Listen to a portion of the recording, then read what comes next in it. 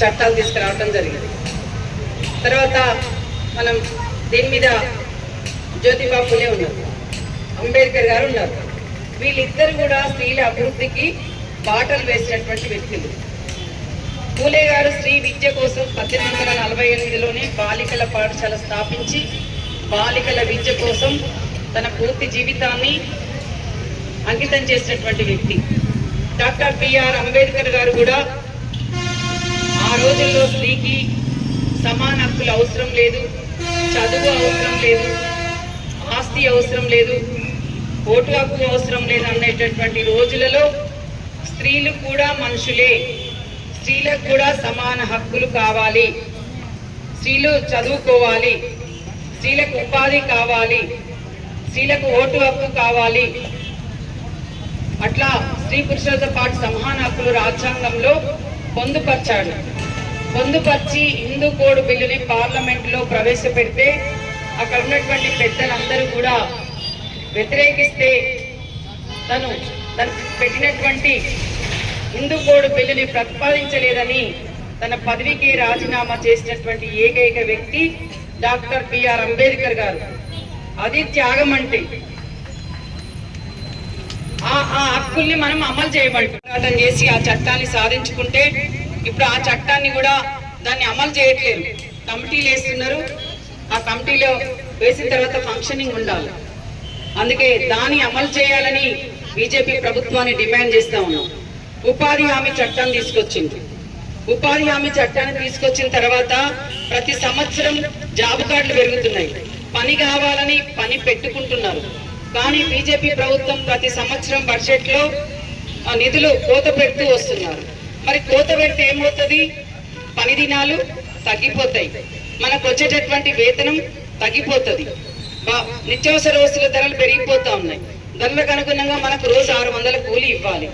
ఇవ్వకపోగా బడ్జెట్ నిధులు తక్కువ కేటాయించడం వల్ల ఇవాళ ఇవన్నీ తగ్గిపోవడానికి అవకాశం ఉంటుంది. ఉపాధి హామీని కూడా కేంద్ర ప్రభుత్వం నిర్వీర్యం చేస్తా ఉంది. గృహహింస జరుగుతూ ఉంది. దేశవ్యాప్తంగా 30% మంది మహిళలు గృహహింస ఎదుర్కొంటున్నారు.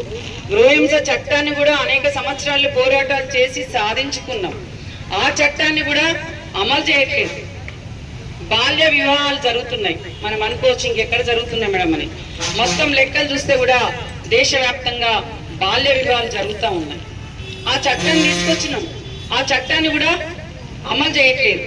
ఇంకే ప్రధానంగా 33% రిజర్వేషన్, 33 అంటే 33% రిజర్వేషన్ ఎందుకు అడుగుతున్నాం మనం? విధాన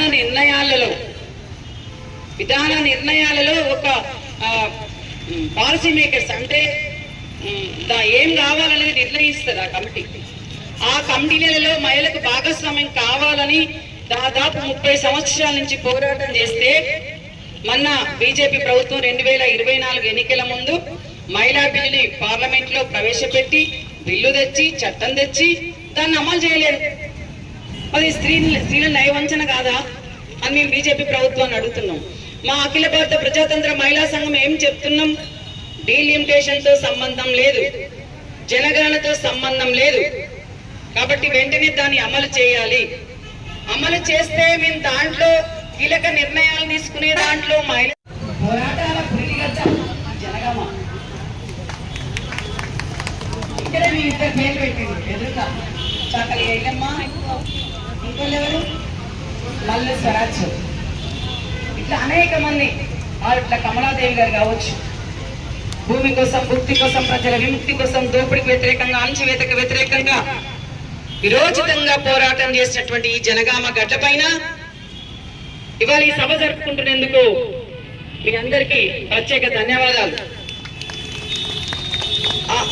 ఆ తెలంగాణ సాయుధ పోరాట స్ఫూర్తితో, చాకలి ఐలమ్మ గారి స్ఫూర్తితో, మల్లు స్వరాజ్యం గారి స్ఫూర్తితో మీరు భవిష్యత్తులో ఇళ్ల స్థలాలు వచ్చేంత వరకు, ఇల్లు వచ్చేంత వరకు, మనకు ఉపాధి కల్పించేంత వరకు, విద్యా వైద్యం ప్రభుత్వ ఆధ్వర్యంలో నిర్వహించేంత వరకు మనం ఏం చేయాలి? పోరాటాలు చేయాలి. పోరాటాల్లో మీరందరూ భాగస్వాములు కావాలి. అయితేనే మన హక్కులు సాధించుకుంటాం. గత చరిత్ర అంతా చూసినా ఎవరు దయాదాక్షల మీద మనకు హక్కులు రాలేదు. ఇప్పుడు చెప్పినటువంటి హక్కులన్నీ మనం పోరాడితేనే వచ్చినాయి. ఇలాంటి గడ్డ పైన ఇప్పుడు కులదురంగ హత్యలు జరుగుతున్నాయి.